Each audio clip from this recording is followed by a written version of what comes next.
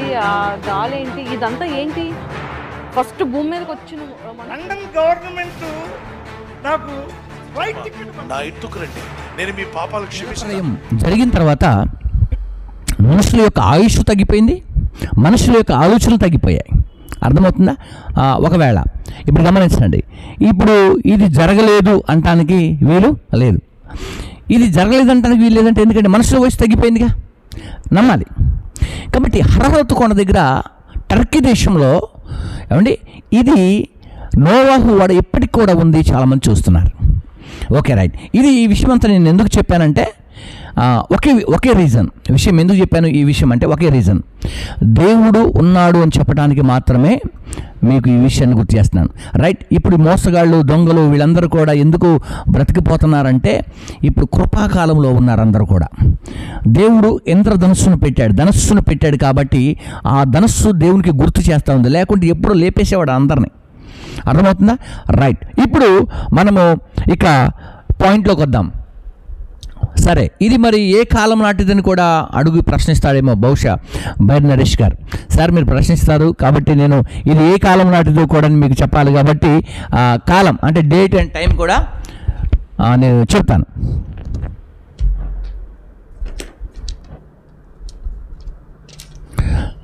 Sir 2వ మాసం 27వ తారీఖు 601వ సంవత్సరంలో జరిగింది.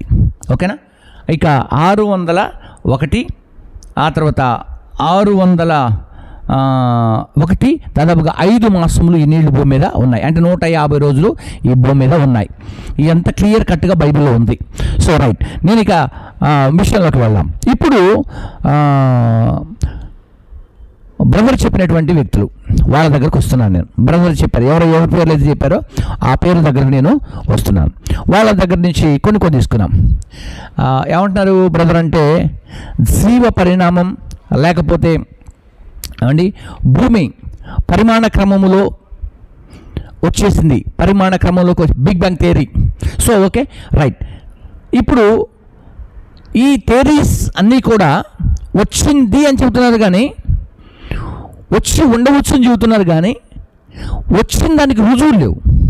ఓకే, ఇది ఎప్పుడు వచ్చింది అసలు? యాక్చువల్గా ఈ విషయం ఎప్పుడు వచ్చింది అనే విషయాన్ని మనం కనుక చూడగలిగితే ఇది యాక్చువల్గా 1927లో ఈ విషయాన్ని బయటకు తీసుకొచ్చారు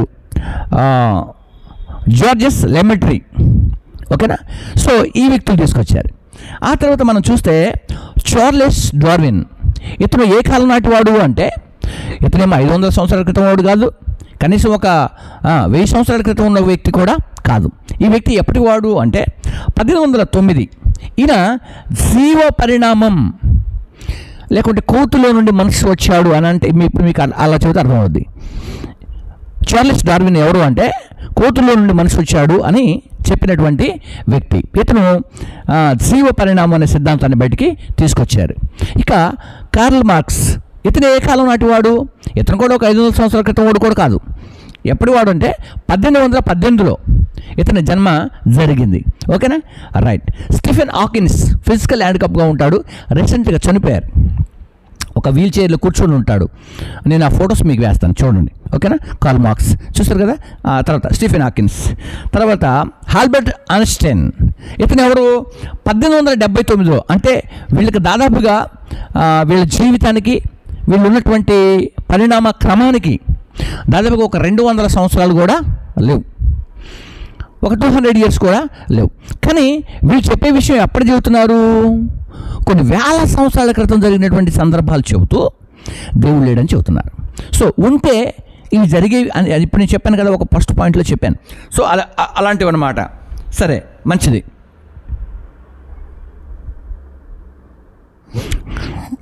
ఈ విషయాలు మీకు అర్థమై ఉంటాయి, దయచేసి గమనించండి. ఇప్పుడు నేను ఒక విషయాన్ని మీకు తెలియచేయాలని ఇష్టపడుతున్నాను. ఇప్పుడు ఇక్కడ వీళ్ళు దేవుడు లేడు, రెండోది దయ్యం లేదు. దేవుడు అంటే ఏముందని చెబుతాం మనం? పరలోకం ఉందని చెబుతాం. ఓకేనా? ఇక్కడ దేవుడు లేడు అంటే పరలోకం లేదు, నరకం లేదని కూడా క్లియరెన్స్, మనిషికి ఆత్మ లేదని కూడా క్లియరెన్స్. ఓకేనా? రైట్. ఇప్పుడు కొన్ని విషయాలు మనం స్పష్టంగా నేర్చుకోవడానికి మనము ప్రయత్నం చేద్దాం.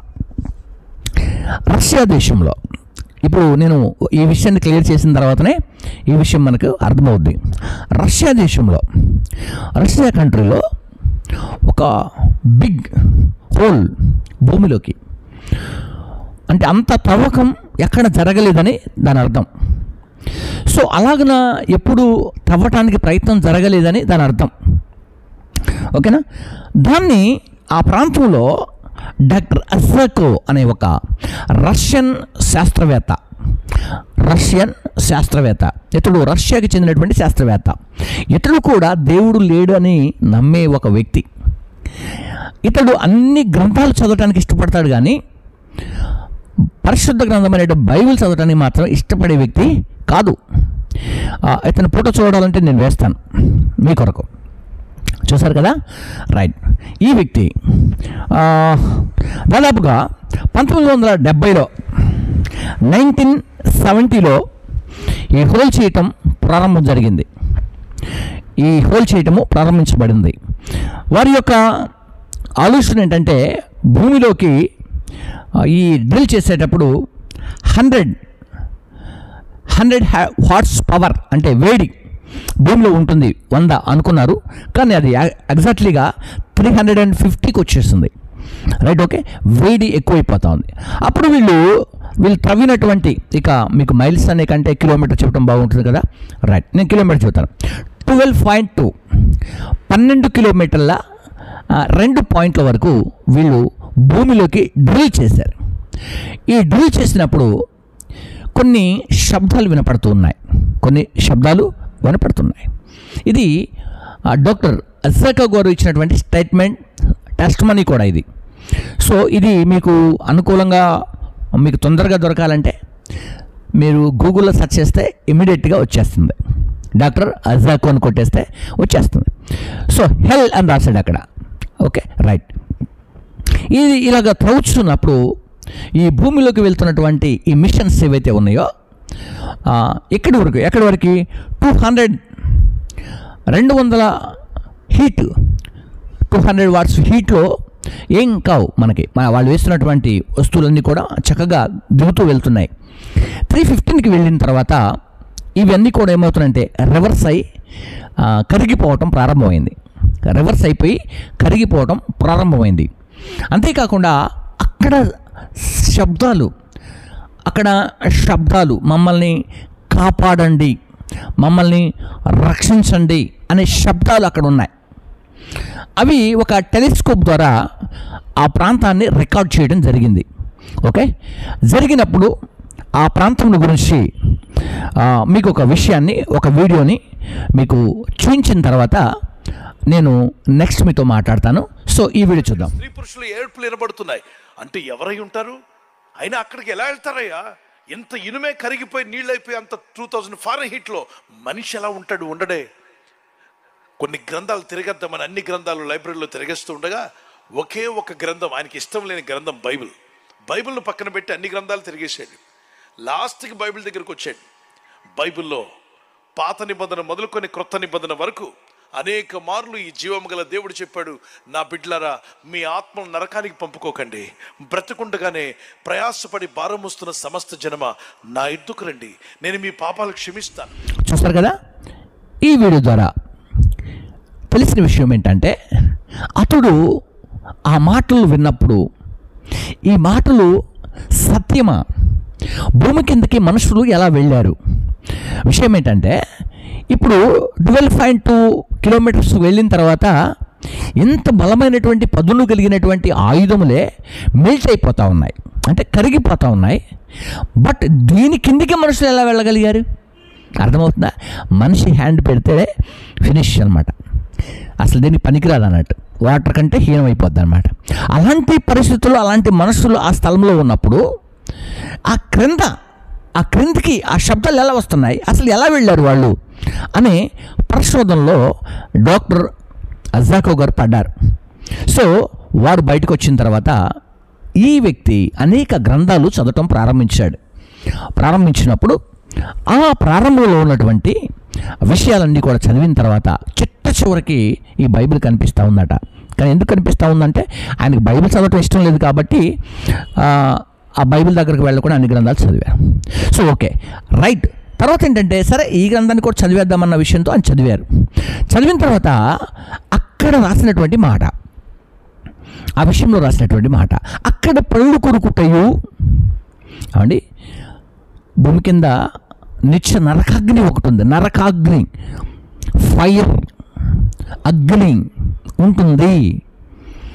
అక్కడ మనుష్యులు ఉంటారు, నరకాగ్నిలో పడతారు అనే విషయాన్ని, యేసుక్రీస్తు వారు చెప్పినటువంటి విషయాన్ని చదివిన తర్వాత అర్థం చేసుకొని మారు మనసు పొంది రక్షణ పొందుకున్న ఒక శాస్త్రవేత్త. ఇతను ఎవరు అంటే ఒక నాస్తికుడు. అర్థమవుతుందా? గమనించండి. ఇప్పుడు నేను మీకు పాయింట్కి వస్తున్నాను. ఇప్పుడు బైరి నరేష్ గారు చెప్పినట్లుగా దేవుడు లేకపోతే అది చెప్పినట్లుగా నరకం ఎలా ఉంది, అది నరకమేనా అని ప్రశ్నించే వాళ్ళు కూడా ఇప్పటికి లేకపోలేరు. ఆయన క్లియర్గా రాశాడు, హెల్ అని రాశాడు. అక్కడ క్లియర్ కట్గా రాశాడు. అక్కడ ఆ ఫొటోస్ అని మీరు చూసింటారు బహుశా. కాబట్టి నేను వేస్తాను, కానీ ఆ కాఫీ రేట్స్ వస్తూ ఉంటాయి. సో ఓకేనా, రైట్. కాబట్టి ప్రేమటువంటి సహోదరులారా, నరకం ఉంది అంటే పరలోకం ఉంది. ఓకే, పరలోకం ఉంది అంటే జీవము కలిగిన దేవుడు ఉన్నాడు. ఇక కొంతమంది అంటూ ఉంటారు ఏంటంటే నక్షత్రాలకై అంత దూరంలో ఉన్నాయి, ఈ నక్షత్రాలు ఇంత దూరంలో ఉన్నాయి, ఎన్ని వేల కోట్ల దూరం వెళ్ళినప్పటికీ కూడా పరలోకం కనపట్ల, అది ఎక్కడుందని అడిగేవాళ్ళు కొంతమంది ఉన్నారు. సో పరలోకం మీకు కనపడదు. పరలోకం పరిశుద్ధులది, పరలోకం పవిత్రులది, పరలోకం నీతిమంతులది. కనుక అది ఎక్కడుందో ఆయనకి మాత్రమే తెలుసు. ఆయన బైబిల్లో ఒక మాట ఉంది, ఆయన అమరత్వం గలవాడై ఉండి సమీపించరాని తేజస్సులు ఆయన మాత్రమే వసించుచు ఆయన అక్కడ ఉన్నాడని చెబుతా ఉంది. ఆయన చేరాలి అంటే, ఆయన దగ్గరికి వెళ్ళాలి అంటే యేసు మార్గంగా, సత్యముగా, జీవముగా ఉన్నాడు. ఆయన ద్వారా తప్ప ఆయన దగ్గరికి వెళ్ళటం అసాధ్యం. సో ఆయన దగ్గరికి వెళ్ళటానికే డాక్టర్ అజ్రాకు గారు మారు మనసు పొందారు. ఓకే, ఎన్నో గ్రంథాలు చదివి ప్రక్కన పెట్టినా, బైబిల్ గ్రంథాన్ని చదివి మారు మనసు పొందినా ఆయన ఏం చెబుతాడంటే, నిజమే ఈ భూమి కింద నిత్య నరకాగ్ని మండుచున్న గోళం వలె ఉంది. మనం ఎంత బలమైన పదులు కలిగిన ఆయుధాలు పంపించినప్పటికీ కూడా అవి మిల్ట్ అయిపోతున్నాయి, కరిగిపోతున్నాయి. కాబట్టి దీన్ని త్రవ్వటం అసాధ్యమని చెప్పి ఇప్పుడు ఆ హోల్ని మూసేశారు. అర్థమైనా? ప్రపంచ దేశాల్లో అంత పొడవుగా అంటే 12.2 కిలోమీటర్స్ను తవ్వినటువంటి రంధ్రం ఎక్కడుందంటే ఇక్కడే ఉంది. ఇది తప్ప ఇంకా ప్రపంచంలో అక్కడ లేదని చెప్పి దాన్ని మూసేశారట. ఇప్పుడు అక్కడ వార్తలు ఏంటంటే ఇది దయ్యాల బావి, దయ్యాలు ఉండే స్థలం అని చెప్పేసి కూడా పిలువబడుతూ టూరిస్టులు కూడా వెళ్తున్నట్టుగా వివరాలు తెలుస్తున్నాయి. ఓకే, ఇప్పుడు నేను అడుగుతున్నటువంటి ప్రశ్నలు కూడా ఉన్నాయి, నేను అడగాల్సిన ప్రశ్నలు కూడా ఉన్నాయి. కొన్ని విషయాలు గుర్తుకొస్తున్నాయి, కొన్ని విషయాలు నేను కూడా అడగాలని కూడా ఆశపడుతున్నాను.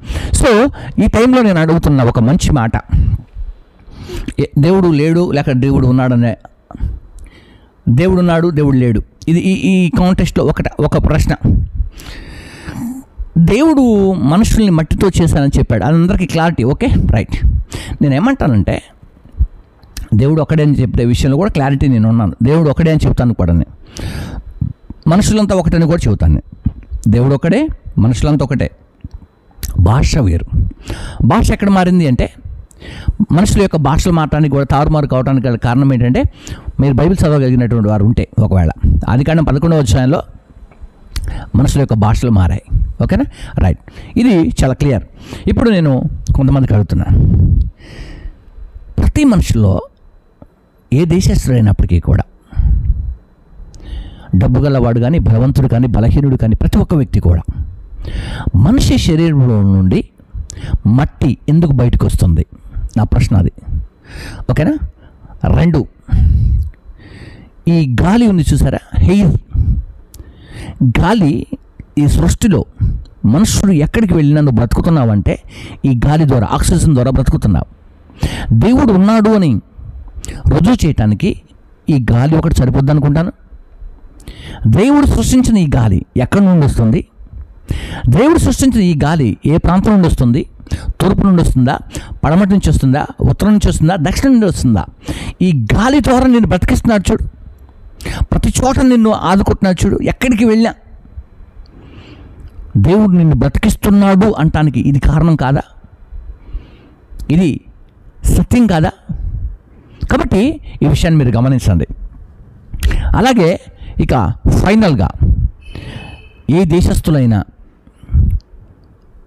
మనందరం కలిసి ఒకే దేవుడిని కలిగి ఉన్నామనే విషయాన్ని, ఎందుకంటే మన స్వరూపాలు అన్నవే.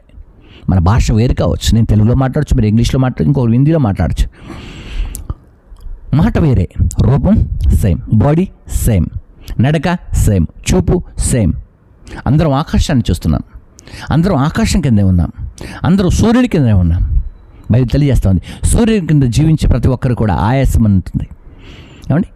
అయితే మన జీవితంలో ఇలాంటివి జరిగినంత మాత్రాన దేవుడు లేడు అంటానికి వీలు లేదు. కాబట్టి మరి ఇంకా స్పష్టంగా చాలా విషయాలు ఉన్నాయి. ఇక నేను ఇవన్నీ పూర్తి చేయాలి కాబట్టి మీకు నెక్స్ట్ వీడియోలో, ఇది థర్డ్ వీడియో అనుకుంటాను బహుశా మేబీ. సో మరొక వీడియోలో మీకు స్పష్టత ఇస్తాను, క్లియర్నెస్ ఇస్తాను. బైరి నరేష్ గారి యొక్క ఆలోచనలన్నీ కూడా కరెక్ట్ చేయడానికి, అలాంటి వాళ్ళ యొక్క ఆలోచనలు సరిచేయడానికి ఈ వీడియో కొంత పనిచేస్తుందని నేను అనుకుంటూ, అలాంటి ఆలోచనలు కలిగిన వారికి కూడా కొంత పనిచేస్తుందని నేను అనుకుంటూ నెక్స్ట్ వీడియో కొరకు ప్రైజ్ ది లార్డ్.